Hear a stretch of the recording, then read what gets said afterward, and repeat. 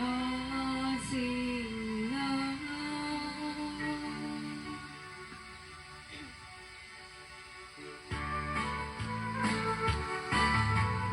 红门康黑的外配着的，一些苦的背装装的声音。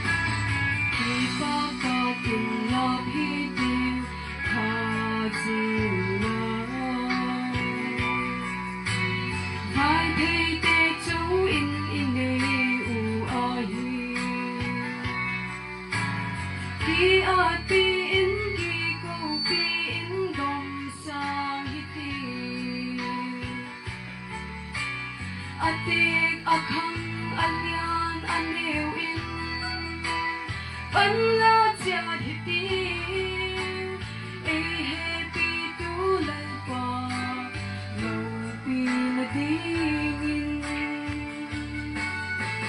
hong man khang hiti vai phe cha te isep kho ble boy ni chuam chuam pe saling